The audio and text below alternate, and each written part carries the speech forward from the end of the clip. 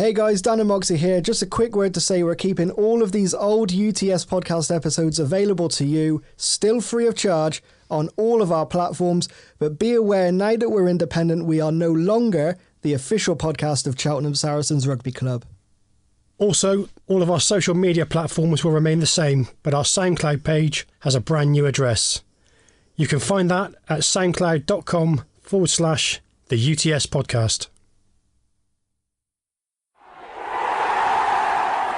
You are listening to UTS, the official podcast of Cheltenham Saracens RFC. Hey guys, and welcome to the first ever episode of UTS, Cheltenham Saracens RFC's official club podcast.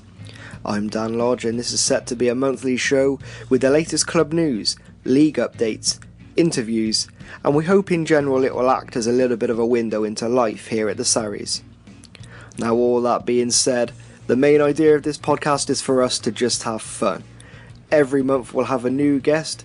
It could be a player, it could be a committee member, it could be a coach. But we're not going to tell you until we publish it online. Hopefully we'll be able to bring you a great show, preferably on the first Friday of every month, and you can waste maybe an hour or so of your time just listening to me and my future broadcast colleague, Mark Collier, strike up conversations which can be based on anything. It doesn't have to be just about the club, it can be what they do in their spare time. It's entirely up to them. But we'll be discussing various different subjects with a wide range of personalities that we have in our club. And hopefully, you can get a little bit of fun out of it as well, just as much as we do. But getting right into things, Charity Sevens for this past Saturday saw the Sarries, Chipping Sodbury Sevens, Smiths, St Mary's Old Boys, Breedon Star, Painswick, Avonmouth Old Boys and champions the Wizards of Wales all compete for the right to be crowned the 4th Charity Sevens Cup champions, which this year was sponsored by RA Nelms Plastering. Go to cheltenhamplasterers.com for more information. As I'm sure you've heard, this year's Sevens was for St Mary's Old Boys captain Liam O'Keefe, who suffered that horrific neck injury during a match in December against the Sarries. But there has been a little bit of recent news recently that Liam has been able to move his toes just a little bit. Fantastic news for everyone involved, and we hope the massive amount of money we're able to raise on Saturday will help Liam to continue his progress that he's already made. The event itself couldn't have gone any better, I don't think. What a day. A massive thank you to Mike Pittman for absolutely shouting himself hoarse during the auction, as well as his wife Kath, as well as Jenny and Jess Collier, who worked just tirelessly behind the bar outside for most of the day. Also a quick mention to Mark Collier, who should be joining me on the podcast next month, as well as the parents from the under-13s. Unfortunately, I don't know all of your names, which sounds really amateurish, but my connections with the under-13s are slightly limited compared to the seniors. But those guys put in a hell of a shift behind the barbecue, and I really can't thank you enough. Other special mentions have to go out to Dan Didcott for the music and the PA system, on absolute top form again, as always. Billy Fishwick for organising the referees. What a great job they did making our tournament flow, especially considering we actually started 10 minutes late, but actually finished, I think, about quarter of an hour early. So, you know, as far as man managing a tournament goes, you can't really ask for more than the shift that those guys put in. Also a mention to young Terry Beaver, who worked behind the bar for most of the evening. Ian Bell also for running the medical and first aid side of it. All of the guys who put the marquee up. I can't remember everybody's names. The list really is absolutely... It's like a toilet roll. It's that long. And if I haven't mentioned you, don't take it personally, because I appreciate everything that everybody does on the day. Don't take it personally. I just can't remember everybody. But also, it's got to be said, a massive shout out to King Shots Coffee too for coming down and serving hot drinks throughout the morning. And it was great to have your support, and hopefully we'll have you here again next year. For our first ever show, we'll be talking to first team flanker Liam Cooper and discussing a little bit of the 2015-2016 season. And this upcoming season, seeing as that pre-season has just kicked off this past Tuesday, But when we join the conversation, we'll be hearing his views on the Sarries missing out on the pool of death on this Saturday at the Sevens. So sit yourself down, get comfortable, and most of all, enjoy the show. Yeah, I mean, it's always a pleasure when you think you've got an easy run in. But, I mean, you find with Sevens, especially the way Smith's boys played as well, like you can't rely on any team being what you think when they are 15s. It's a completely different sport now. And it takes a different set of skills. And I think when you play any team, no matter the league they're in, all they need is a couple of quick guys that have got nice hands and they're going to find some space. So you've got to stay on your toes, but it's always nice to dodge a few of the favourites, I suppose. Oh, they certainly are. I mean, that was their second team, believe it or not. But they do tend to field quite strong teams here, which, I don't know, I mean, for me, I think it's good that we're able to bring players of that standard and they want to be involved, and, you know, and we certainly saw it on Saturday with Breeden especially, that they've never, like, qualified for the cup in our tournaments, because the format, the top two go into the cup, bottom two go into the plate, and they've been plate finalists both years, and now they're in the cup final. Would you say it's fair to say that with these teams like the Wizards of Wales, last year with the Shredded Ducks, that are quite strong teams, would you say it's maybe off-putting for other sides? Or would you actually say it causes them to like raise their game a little bit? Yeah, I think there's two ways you can look at it. You can rub your hands together and say, right, now we've got a big challenge. Let's pull a performance out of thin air and see what we can do. Or you shy away. And I mean, when there's only 7 of you, if you're the one that's shying away, you get exposed. So it's just a matter of playing as hard as you can. And with the nature of Sevens and the casual format it tends to be in, you don't know the guys you're going to be playing with half the time till the night before. So you definitely need to just forget stereotypes and all that sort of stuff, run out on the pitch and do what you can and hope for the best. And I mean, luckily we had a good run, and just so happens a couple of other teams had a better run than us to get to the final and for the Welsh Wizards to win it. I mean, it is certainly frustrating, especially from our point of view, and I'm supposed to be unbiased on the day, but I mean, God, anyone who knows me knows I'm the most biased person in the world, so there's no point denying it, because it's as plain as the nose on the end of your face. But Breeden are a little bit of a bogey team for us, unfortunately, and it would. But then again, you'd like to think if you were going to get anyone in the semi-finals, you would, and no disrespect to Breeden, but you would take the runners-up of the opposition pool rather than the winners. I think the idea is, well, for us, I sort of put down my goal was I wanted to get to the final, and to lose to a team who made it to the final, we were only one step away. That's a good day for us, really, considering we don't play Sevens. And going back to the comment about Breeden, I know they're probably not in the highest league you'd expect, but I mean, I've seen a lot of their boys play touch quite regularly, which is a lot more similar to Sevens and 15s is anyway.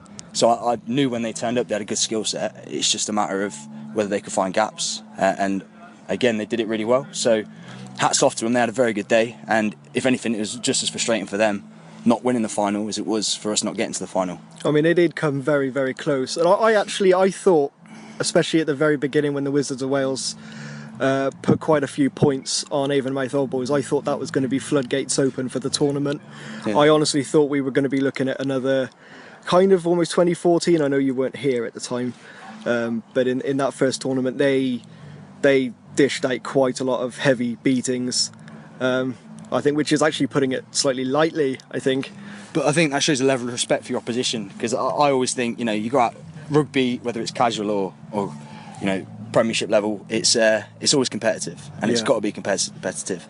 And if you don't play at 100%, you're doing a disservice to your opposition, and that might be my competitive nature of me. But I think if you go out there and you play half-hearted, you're sort of taking the mick out of whoever's in front of you, and you always want to put on a show. Especially, we had a great crowd on Saturday, we had a great atmosphere.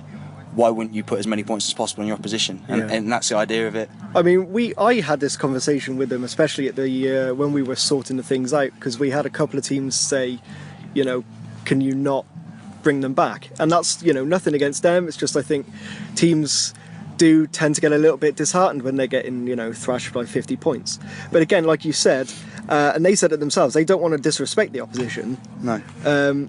By taking the stuff lightly. And by kind of, taking their foot off the gas a little bit, they want to be able to put a full strength team out for every sevens match, and they want to put a full scoreboard up if they can. I always think it's funny because a lot of people lose sight of the point of the day, and yes, we came, to our club, to the Sarries to play some great rugby and to put on a great spectacle. But I mean, the nature of the day was we were donating to a great charity for a great cause, and whether we got spanked by 50 points or won by 2, the idea was we were here to show support for our charity that we're trying to raise money for. It's not a matter of being the best. No one wants to get a hiding, no one wants to lose by 50, 60 points. But if someone's willing to pay their entry fee and put something towards a great cause, then you're not going to turn them away. And I think that's what you've got to keep in mind. We're not here, although the rugby is the vehicle behind raising money, we're not here as a purpose to play rugby. We're here to show support for a great cause and give something back to a very unfortunate accident. I mean, this is something we've kind of faced a little bit actually in my years of planning it. Is do you bring in those local teams that are going to stay, or do you try and get the best teams? Because it's kind of 50-50, because some of those teams are not always going to want to stay and the local teams might. So it's kind of like, do you pack it full of local social sides, or would you try and say, let's try and get the best in and really kind of make a statement with this tournament as far as the level of competition goes? I think you've got your flagship tournaments. You've got your Bournemouth Sevens, your West Country, your South West Sevens. Everyone knows that the big dogs try and play in them and try and win it. And I think when it's a local tournament and it is for a charity, people know the level that it's going to be, and that's why you don't get certain teams come. And like the Shredded Ducks probably didn't come back because they wanted a bit more of a competitive level. And again, that's a matter of knowing the purpose of the day. We came because we were supporting a great cause, not because we were, we all get offers to go and play tournaments across the country. But we came to our home club to show support for what we were trying to back.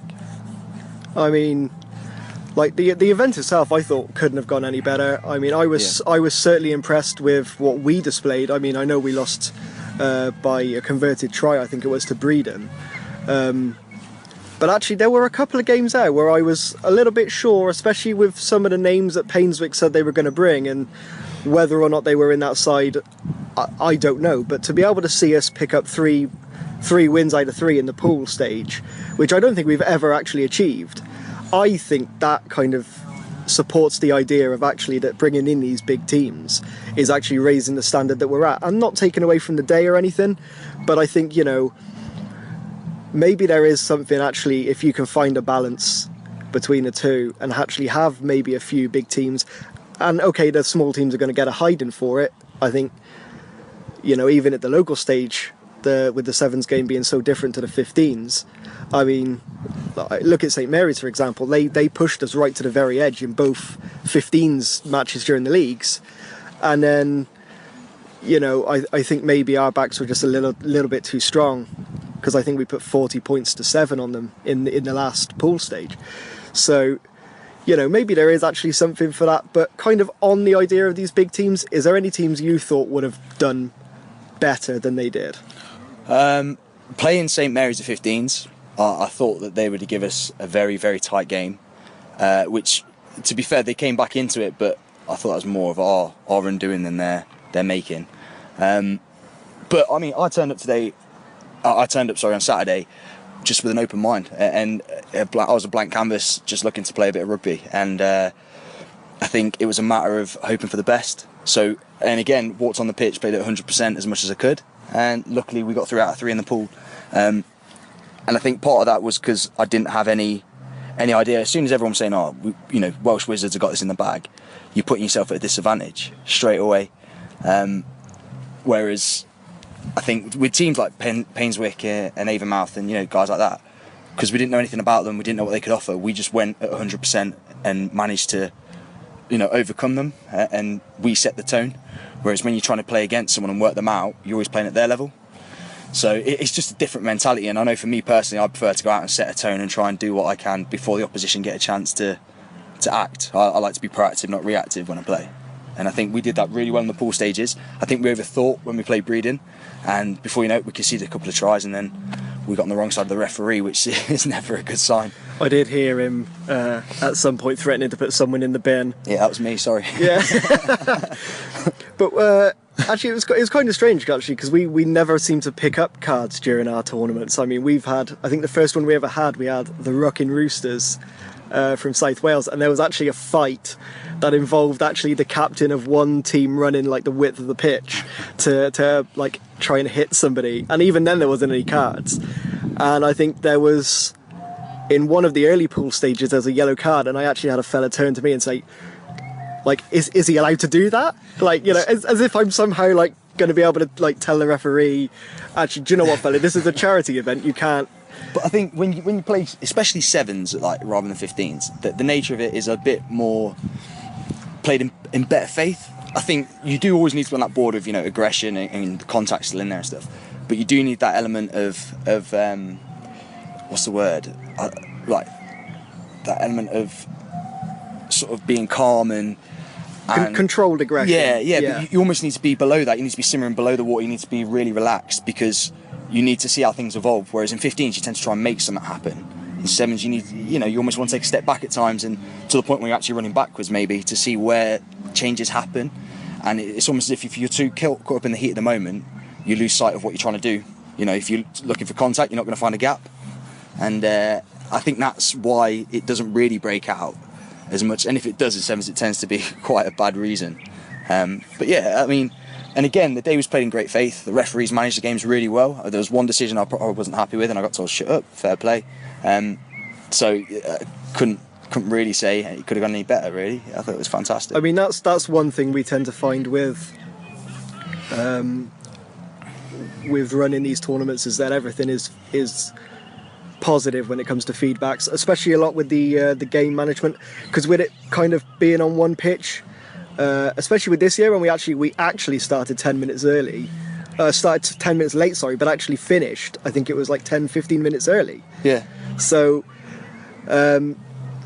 you know, the game management for our tournament is something that actually we've got kind of nailed down. I mean, the great thing was, I mean, hats off to the under-13s parents and stuff that pitched in and helped out with food. I mean, there was so much going on, and everyone from the club was chipping in to make it run smoothly. I mean, it was our team, as in the Sarries team, were managing themselves, and it freed up your staff, you know, as in the volunteers that come down and help out on a Saturday.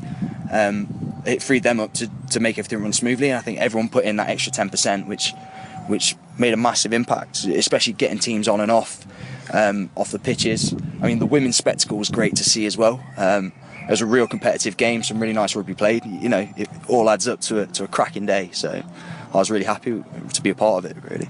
I mean, I thought the women's match went really well, actually, and I did feel bad for the lady that caught it on her own 5 metre line and had to run the length of the pitch. Yeah. I'd have pretended to knock it on or something just to get out. Just halfway up the pitch. Oh, I've no dropped chance. it. 95 metres, not today. But yeah, no, fair play to them, because originally they wanted to do like an actual women's tournament, and I don't really know if we really have the facilities. I mean, certainly this year, it's a good job we didn't plan to do it on 2 pitches, given. And, you know, I'm not going to kind of go into it, and we're not going to play devil's advocate on the podcast, but with the, you know, the damage caused to the posts, actually it's a good job we did keep it on the 1 pitch, and fair play to them for taking part, because you know, they wanted to play a tournament, we didn't have the facilities, and, you know, they could have just turned around and told me to shove it, or to screw it, kind of thing, and they were just like, we'll put on a one-off sevens match. And to be fair, they both had absolutely loaded teams, because originally I told them, it's maximum of 12 per squad and blah blah blah and all of that kind of spiel. But I think the one team actually had like 21 players. The crazy thing with the women's game is it's a bit of a chicken and an egg situation where, someone's waiting for someone to make the first move, but until the women come down and play, no one's going to want to join in, and unless someone comes and joins in, no one's going to want to play. So again, hats off, like the ladies came represent themselves really well, played a real competitive game of rugby, but they're also probably inspired 4 or 5 ladies, that were watching, to say, fair play, I could probably do this, and I'll hopefully, even if they go and just play touch instead of sevens or instead of 15s, it's given someone a bit of inspiration to go out and pick a ball up and start throwing it around.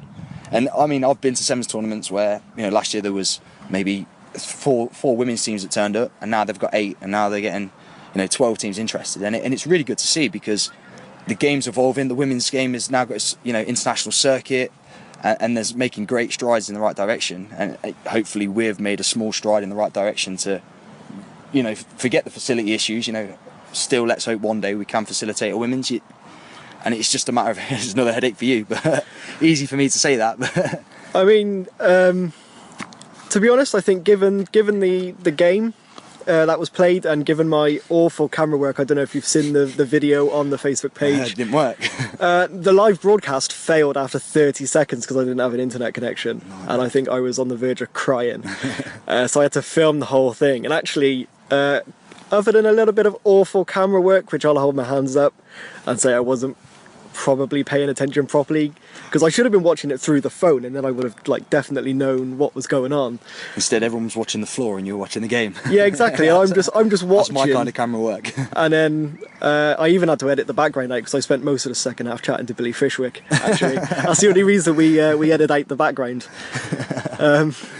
Probably not the thing to admit on the podcast, but Probably you know, not the sort of conversation people need to be hearing. Yeah. Oh. But we got the Easy Mix plug-in. You'll see that just before the second half kicks off. If anyone's wondering what that is, that's what that is. Our little referees shirt sponsors plug. Because we love all the companies that come to support the Winchcombe Burger Company, especially donated 100 burgers, as they did last year, and I think we've raised roughly about £500 from the barbecue alone. We don't have an official figure yet as it stands, because we've still got a lot of money to collect in, but I think I can get away with admitting openly that the auction alone made almost our entire total from last year's event. Unreal. So I think we're like within touching distance. Can people still donate? Is there still a yeah? page? There is still a donation page. It shuts on July 9th. Go to Just Giving. I think it's crowdfunding.justgiving.com/Cheltenham Saracens RFC. I think we've got only about 370, I think, online donations. But I think this will probably be going out on Friday. Hopefully, fingers crossed. So yeah, any last minute donations are fantastic. We actually received quite a few £100 donations actually this year, which is mad. Because all I've ever done is asked people for two or three quid here and there. Yeah. You know, we've got about 300 plus people in the club. £2 a head. That's 600 quid. That, you know, it's not a lot for the individual, but as a whole, that's a massive amount of money. Before we even kicked off, and I think the auction alone got within touching distance of £2,000. I think it was. It's nuts. I mean, again, it's part of the atmosphere. The auction. I was here for the beginning of it. I had to shoot early, but the atmosphere around the club was, you know, let's get something. Not just because it's a class prize, but because we want to we want to donate. We want to make an impact to the situation that we're in, and it was really good to be a part of the day. It was fantastic. The weather really helped, I suppose. It's always nice to play sevens in the sun. Oh God, was I absolutely crapping it through the whole day? Yeah. As my phone keeps telling me that, you know, at 1 o'clock it's going to rain, and then it's at 2 o'clock it's going to rain, and I thought, well, fantastic. We've gone through like a pretty good day of it, and now it's going to down for the final. And actually, we were actually really good. We actually managed to get all the presentations out the way. We got everything pretty much wrapped up. And then it just kind of started to rain, and then forced everyone inside for the auction. Yeah. So, like, you know, I couldn't. I was devastated. I wanted another burger, so I didn't want to come outside though. Well, we did hear quite a good, you know, feedback regarding the barbecue. So yeah, hopefully we'll have that on again next year. Because that's the last couple of years. That's been a massive feature, and I think the weather plays a massive role in that. Because I think the one in 2004, it rained for like a good 2 or 3 hours at the start of the tournament, and it was just nobody to be seen because they were all in the clubhouse. Yeah. And you know, the poor sods out here flipping burgers, and it's just like just turn the barbecue off, mate, because they're all inside having cider and ham rolls. Taking one for the team, sticking with the barbecue. Yeah. So I don't know whether he ended up eating them himself or not, but I won't blame him. No, trying to keep warm with them. I think so, because they would have just gone to waste otherwise. Yeah. But actually kind of flipping away from the sevens actually, and we'll move kind of to the previous season, because now pre-season is kind of upon us for 2016-2017. How do you think 2015-2016 in Gloucester Premier went for the club? Well, I only joined in February, to the end of Jan, and I thought it was class. I mean, yes, we just fell short of promotion, and yes, a couple of decisions, or results, pretty much defined our season, but that didn't ever dishearten the lads. We all had, when we weren't going to get promoted, we all had the goal that, right, this season's not done. We've got two objectives now. We want to finish as high as possible, and we want to be that trump card, the one that people think they're going to beat, or they know they're going to have a tough game against, and rattle the league a little bit.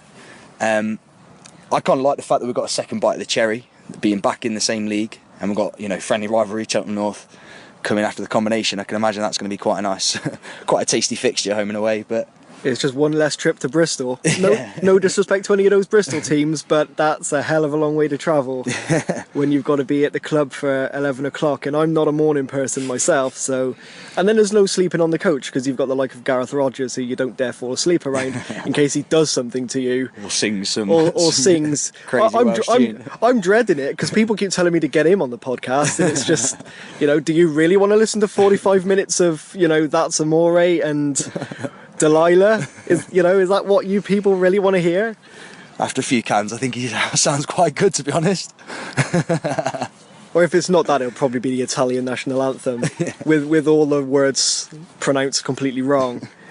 But yeah, I think our season last year was successful from all the boys. We've built a real nice foundation of lads, and we've got some real young talent coming through. Lads like Jake Townsend, who were getting regular positions in the first team towards the tail end of the season. It's good to see. I mean, what is Jake, 19, 20? Yeah, gotta be. And he's not out of his depth at all. And if he keeps progressing like that, along with the club progressing with him, and progressing in general, we'll have a successful season. I mean, and with the addition of Jake and Bill now as our forwards and backs coach, as a partnership, I can only see us going forward for this year. I think it's going to be a great season ahead. Is there a standout moment for you that kind of defined our season? Maybe like a special match, because there's one that comes to mind for me, but I want to hear yours first before I... Again, because I joined quite late, it was it was quite difficult. I think the replay of the away game at Cirencester was massive. I remember it was something like 4 points in it. Again, I got binned, and it was just a real tight affair. They had us pinned back, and fair play to them, they were playing really, really well. And I think it was a rogue tap penalty that put Jonah in the corner, and that just snuck us over by 3 points or something. Yeah. And we won by such a tight margin. And then it was all game management, tactical kick in, playing in the right places, and it all came through work rate. So that was a massive show of character. I mean, regardless of the result, that was just the boys playing rugby and playing hard. But then the combination as well, to go 14 points down in the combination cup final at home, and then bring it back and look very comfortable, play very comfortably against a very good team as well. Not taking away from Cheltenham North, they're a very strong team. Put a real good performance in, but again, it's just a level of character from the lads to come back from 14 points down on your home turf when it's the worst day of the season, weather-wise, and still put a show in it and come out the other side with a W and a bit of silverware. I mean, it's always good to top off the season with a combination cup win. And I'm not going to lie, I was, maybe there were a couple of doubts coming in, especially with the second try going in, with the intercepted pass, and I thought, are we going to, get back into this? Is there any way back for us? See, it was funny. I remember we were under the posts and we were looking at each other, and no one looked like we were out the game. Everyone looked like we just need to settle into it. There's a difference when you feel like a team's outplaying you. Then it's a big task to get back into the game. But when you feel like you're not playing very well, it's a matter of clearing your head and going back to the drawing board. And we pretty much stripped back our game there. I think we were forcing a lot for the first 10-15 minutes and obviously gave away 2 tries. And then after that, we just sort of settled in. We played our structure, which Leroy had put into us all season, which was working really well in the season. Played that, and it just put us in the right position to capitalise on opportunities that came our way. And it helps having guys like Butler who can find gaps out of nowhere and step people in a phone box. It's ridiculous, but I think it just paid dividends that we had that structure that we could settle into, and then progress from there. We could play around that once we were comfortable with it, rather than the first 10 minutes we were just trying to sling the ball and create, where we had to sort of relax into the game and then let it come to us. I mean, I certainly thought, I kind of doubted a little bit, because I knew Cheltenham North was so up for the game, because there was a lot of said on social media, and we're not going to go reflecting on that, because it's over and done with now. We've certainly done it to other teams, so we're not exactly, we're not complete victims here. We've dealt it ourselves to other teams. Naming no names because it's me, so I'm shutting up on that subject. No, I think I like it though. I've not known a county. I've played in a few counties over the years, and I've not known a county where there's so many local rivalries. In Gloucestershire, it's between Gloucester and Cheltenham, which is a 20-minute drive to your furthest club. That's still a local derby for me. So every week is going into battle again. It's the heat of battle. When we go from playing someone like, Cheltenham Tigers, our, fiercest rivals, to playing Cheltenham North, also our fiercest rivals. And we had Long Levens 6 weeks before in the league, who are 15 minutes up the road. Bragging rights in Cheltenham and Gloucester are everywhere, and it just takes that little bit more adrenaline or whatever it is to get you over that threshold to be the winning team. It certainly adds as a little something, I find. Yeah. Because... And I think if you didn't have that, you shouldn't be playing almost. You shouldn't be representing the highest level that your club can offer, because everyone's got that little bit of bite and that little bit of dog in them, and it's a matter of using it at the right time, which is in the 80 minutes. What happens on social media and all that sort of stuff is up to the Twitter and social sex and all the guys that run all that sort of stuff. But, the talk's done on the pitch in 80 minutes, and that's up to the players to define that. And luckily, in the games I've been a part of, we've had a great result from it. But like I say, it is going to be heated. It's going to be a hot contest, because it's always a local derby. Even Bristol's 45, 50 minutes away off furthest? If that, I think, yeah. Yeah, that's not too far when you place, you think of where some teams have to travel to. Yeah, you see teams like the Pats, and I think they were... Down to Brixham. Yeah, and trips like that, if you were... And not to take anything away from the Pats, because they've got a fantastic setup down there, and they've also been a big part of our sevens over the years, so I'm not going to... I don't want us to turn into a kind of bash every other local team. That's not what we're trying to do. No, it has. But to go down to a team like that, I know I've seen Brixham play, and to go down to a team like that after a 3.5-4 hour bus journey, step off the bus and give it 100%, it takes a lot of character. And whether you win, lose or draw, you're sort of at a 1-0 disadvantage, because you've gone so far for so long. We were on about 11 o'clock start to get down to Bristol. That would be, an 7 o'clock start to get down to? Oh, God, yeah, probably. So you put it in perspective, the lads that have gone down there, hats off to them for putting a show in. But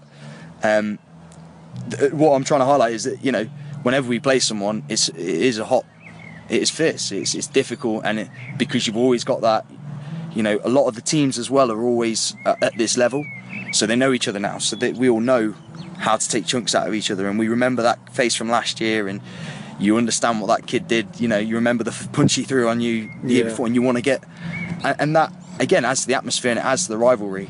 But it's a matter of overcoming that and unpicking the lock and solving the problem to get the result.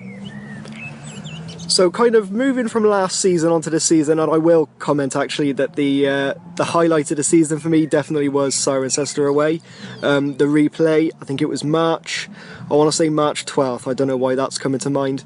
Walked over that beautiful pitch onto the bog over the back. Yeah, and just... Ed Hampshire interception first 5 minutes, didn't have the gas for 60 metres, couldn't do it. And we gave him a lot of stick on Twitter for that as well, actually, for anyone who happened to be... I think Gloucester News gave him a bit of stick as well, didn't they? Actually, they did, yeah. They were Hampshire doesn't have the legs, I believe it said. Yes. They were actually there because of what went on with the first game and the fight and that, and we're not going to dwell on that. But the Gloucestershire Echo came out, or maybe the Citizen or whatever, whoever it is in Gloucester, their counterpart, and did a live kind of news online kind of updates, and he got a lot of ribbing from Sean took my yellow card on Gloucester. Gloucester News as well. that. And apparently they awarded him a try, which I think might have also been yours, I think. No, I think that was Butler's. It was my assist for the quick tap. They gave to him. Yeah, they're not very accurate, but fair play to him for coming down and representing the amateur side of the game, because it's very easy to watch Hartpury every week in Cinderford and. I mean that's come down and see a local derby again. Cirencester is great to get that publicity for us. I mean, for me, that's kind of speaking as a guy who does a lot of social media side and a lot of match report side for the club, is I'd love to see that actually, to have more kind of exposure. And I'm not just kind of just saying it because we're on on the grand scheme of things, we're on the little club side of the thing, but you do tend to see Hartpury, Gloucester, to an extent the Pats getting a lot of the headlines, and fair enough, because they're up there, and I'm not taking anything away from that. They deserve that as much as anybody. But I do think clubs like ours, clubs like Hucklecote, Long Levens, Bristol Saracens in Bristol, ironically, St Mary's Old Boys, Tewkesbury Rugby Club, teams like that, even teams in leagues below us, Gloucester All Blues in Gloucester 3, Hardwick and Quedgeley Harlequins, which are in the league below our thirds, I think it is. For me, those are the clubs that need the attention, or deserve a fair piece of the attention, I think. It's funny, I once had a thought, I don't know why it's popped in my head, but real rugby isn't necessarily what you see on TV or Nat 1, Nat 2, because they are guys that are potentially getting paid or, getting made allowances to hit. And I'm not saying they've got it easy, because they face their own challenges on their level. But I always think, real rugby is the guys that work 9 till 5, and then when it comes, 5:30 or 6 o'clock or whatever, they come straight to train on a Tuesday and Thursday. They give up the day with their family on a Saturday for free, and they come and they play with their 15 best mates. Again, give up a whole day, they spend the day at the club, and they give something back when they come and help out with events like the Sevens, and it's very easy to overlook that and just watch TV on a Saturday and see the best guys from the country running around with getting a massive salary. I think it gets overlooked that there are hundreds of rugby clubs, and I know they're not, it probably won't be, it's definitely not anywhere near as entertaining as watching what's on TV, but the fact that we get represented twice a season, once a season, from guys like Gloucester Echo, Gloucester Citizen, it has a massive impact on us. It makes us sort of feel like a rock star for a day. I think and it's not just me saying it because I think we deserve a fair shout. I think everyone at our level does, and the levels slightly above and the levels below. I think everyone should get their 15 minutes of fame, because for me I think these clubs, this is, like you said, it's real rugby. These lads are not being paid, depending what club you're at, I suppose, but I'm not going to start slinging suggestions around. But it's like you said, we're not paid at this level. It is just for the enjoyment. Guys are working 9 till 5. Some guys, I think, like Kieran White, I think he's working like 6 days a week, and the day he's not working, he's playing rugby. So he's got manual labour 6 days a week, and then on the day that he's not doing manual labour, he's getting like jumped on and stood on and stamped on, and he prefers that to manual labour as well. You think he'd rather be a digger? You'd think so. But yeah, no, it's just a funny way to look at it, and I think it's just the perception, isn't it? I mean, a lot of people don't go out of the bubble of Premiership rugby or Elite rugby. They might watch Championship to see who gets promoted, but even then, you're watching. If you go and watch Nottingham versus Jersey, it's a completely different fixture to watching Bristol versus Worcester 2 years ago.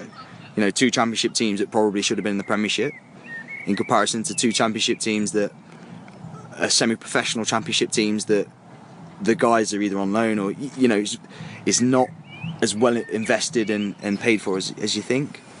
And there's no right way to deal with it, and all clubs face their own challenges on their own level and overcome them the best way they can. But I think, yeah, like I say, it's just very easy to be in that bubble that rugby is what you see on a Saturday on BT Sport or on Sky with the Championship, and you don't realise that 400 yards up the road you've got 30 blokes smashing the hell out of each other who just love the game. And that's, in my opinion, a bit more of a grounded approach to the game. I could be wrong though. Probably am. I'm the last person to condemn people for being right or wrong, because even a broken clock is right twice a day. So True. Moving swiftly on, thoughts for next season? We've just started pre-season. How are you feeling? For the lads, for the first session, great commitment, and I'm not just saying that because it's very easy to go into your shell in the first game of first pre-season training session. It's very easy to go in your shell and just sort of feel it out. I think everyone today especially tried to stand up and be counted, which means a lot. It sets a tone and a precedent for what we want to do and what we want to be as a club. Started looking loosely at what a structure might be, which again shows forward thinking. I think Jake's going to be a great addition to the coaching staff. Leroy and Archie will be massively missed as well. But I think we've got... Are you just saying that because they might be listening? Yes, miss you boys. But no, I think we've got strides in the right direction. Again, we've got a young set of boys. We've got a very ambitious set of boys. Again, they're all happy to put their hand up and be counted, and that's a recipe for success, in my opinion. As long as everyone's working 100% and they're happy to put themselves on the line and offer what they can, there's only one way it's going to go, and that's up. So you think promotion is an achievable goal next season? I think it's achievable, yeah. I don't think it's unreasonable. There's a lot of things that are out of our control, other results, the way people turn up, availability, people got work, So I don't want to say something that's a bit too crazy, but I think with the core group we've got, with the ethos we've got in the club, and with the performances we put in last year, I don't see why we couldn't. I mean, we knocked off 2 teams that were the league above at the time last year. So why not make ourselves in the league above? It doesn't, there's no reason why we can't compete at that level, so it would make sense that we just need to get there. Looking at the early fixtures, we are away to Long Levens. A bit of a bogey team for us. I don't think we've won there for quite a few seasons. The last time we did play Long Levens at the first game of the season, and I'm not trying to kind of jinx it, but we did get promoted. Just putting that out there. But Long Levens away, North Bristol at home, then we've got a bye, and then we've got Barton Hill, or Barts Rugby, I think they've rebranded themselves that. Are you feeling the pressure as part of the first team squad to start well? Or to start off kind of hitting the ground running? Again, last year the only team out of them three that I played was North Bristol, who were a very good outfit, to be fair, real strong set of guys. I don't think we played as well as we did after that match. So I'm going in again with a blank canvas, and I'm going to try and paint the picture I want to see. So for me personally, it's going to be a matter of being better than my opposite number and give that extra 10% where I can help someone else out elsewhere. But I don't think of the opposition. I know what my job is. I know what our team is going out to do. I know that we'll be on the level that we're looking to play at, and it's a matter of us going out and performing. Again, there's some things you can't control. If someone's got gas on you on the outside, you can't stop them. That's not your fault, but you can manage. All you've got to do is try and manage what you can manage, and if you do that well, you'd hope you'd win. But again, I don't think about the opposition. I just turn up and hit someone as hard as possible on my shoulder. Just make sure you do your job, basically. Yeah. Well, I suppose that's all you can do, really. There's exactly, and as soon as you end up, you can control what you're doing. I always think there's that stat man. And you've got to have faith that other people are able to control what they're doing. Yeah, there's always that stat man that sits there and he goes, "Oh, this guy, his kicking ratio, and they beat this team, but they lost to this team, and we beat that team, so technically we should beat." And the level we're at, like I said, guys have got work, guys have got families, guys have got other commitments and stuff. So there's so many variables that change. It's just a matter of turning up and doing everything you can. And on your day, you'll win. And if it's not your day, you won't win. Obviously, you want to put yourself in the best position. So we will look to start bright. We will look to go out and set a tone for the season. But I'm sure every other team in the league will be looking to do the same, and it's just a matter of us making sure that we're on the front foot as best we can. One final question. Who do you think is going to be up there at the end of the season? I think as obviously Cheltenham North have just come down, they're definitely going to be in and around the top half of the league, and the way they played the Combination Cup final, as long as they don't lose many players, they should be a very good competitor. Cirencester, I'd say, should be up there. Well, Cirencester actually won their playoff. Oh, did they? They've gone up Bristol Saracens and Cirencester.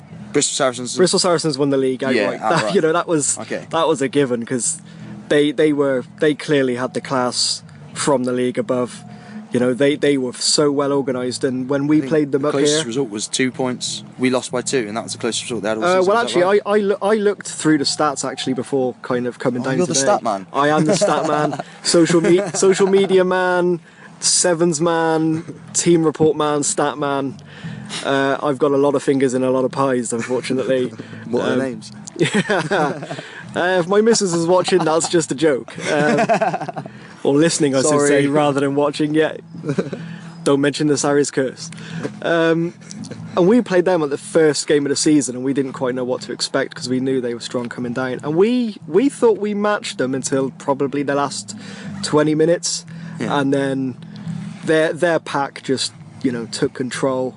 And that was it. Then it was just up the jumper rugby, and we'd accounted ourselves well up until then, but after that it was a very one-sided kind of affair after that. It's one of them. It's one of them leagues where someone's probably might have played Nat 3 or Nat 2 or wherever, and they've just decided that they just want to play some casual rugby and enjoy it for the leisure of playing with a few mates on a Saturday. So they pick up 2 or 3 really good players, and they can build a team around that. Yeah. And that's not a bad thing. That's good that they're playing at a level that they're happy with. It just means that your opposition has to up the game a little bit and know how to manage that. And so I think it's very difficult to comment on other teams, because a lot of teams will be picking up new players and will be losing players as well as gaining great talent. I know we've got a couple of good lads that are going to be coming down that signed on from the sevens. So in the same way we're picking up new boys, I expect every other team to be doing the same, and I'm just looking forward to some fierce competition. No one runs out on a Saturday to beat a team by 60 points, and no one runs out on a Saturday to lose by 60 points. I want them 5-10 points. I want a Cirencester game every week. My body doesn't, because it's still recovering by Thursday, but as long as we go out and represent ourselves well, you put the badge on, no matter whether you're playing 1, 2s or 3s, you put the badge on to give 100%. And as long as you get that privilege, there's nothing more you can ask for, really. Looking back, especially for the St Mary's Old Boys away, where we took the coach and we had a fantastic turnout. If we were, and we're just gonna throw this out there, if we were gonna get promoted, would you personally prefer automatic to just win the league outright, or would you prefer a playoff match and possibly have that day where we can get those supporters on the coach and make a real day out of it? I'm a firm believer that if you should always try and put your fate in your own hands, and I think if you're going to strive to win the league, you need to top the league, and then the next, if you just fall short, your backup is that you've then got a playoff. Your number one objective, if you want to, in my head, I run on a bunch of processes. So number one, I want to be better than my opposite man. If everyone on my team is better than their opposite man, we're going to win the game. Now, if we win that game, the next job is to be better and win the next game. If we do that, we'll win the league. So obviously, like I said, it doesn't always work to your plan. And if that's the case, then we've got the backup, which would be a playoff. Does that make sense? So Ideally for me, I'd like to outright win the league and then have the playoff as an option. I wouldn't work to be in a playoff. But it was a class day, great bus journey, and a really good night, which I'd love to do again. I'm surprised you can even remember it, actually. I don't, but you're just saying it because it sounds good. You don't remember a thing. Well, no, I just remember putting rum in a glass and forgetting to put Coke in there. But just straight rum. But yeah, like I say, and imagine the social it would have, or the atmosphere would have, if we outright won the league and just had the club open for a whole day on a Saturday. That atmosphere would be even bigger. And again, no one plays to be second best. No one plays to play an extra game as well. In my head, we go 100%, and you set you target as high as you can, and if you fall short, you're still in a pretty good place. Cool. Any plugs you want to make? If people want to follow you on social media or? Oh, I haven't got my phone. Yeah, I'm on Twitter and Instagram, all the works. You can go through the Sarries page and stuff and find me. Yeah, lemon out.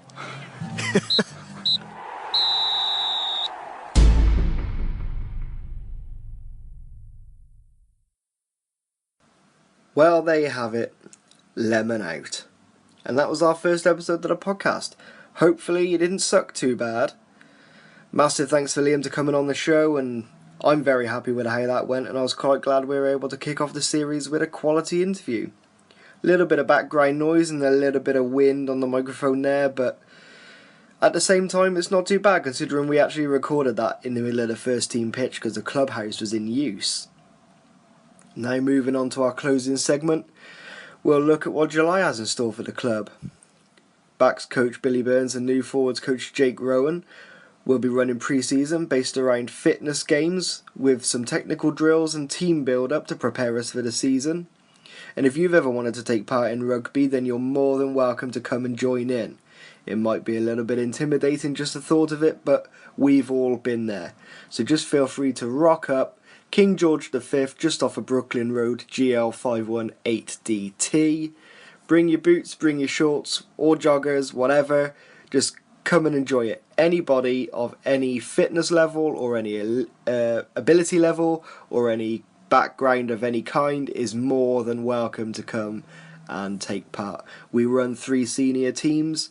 If you're good enough to play at senior level, happy days.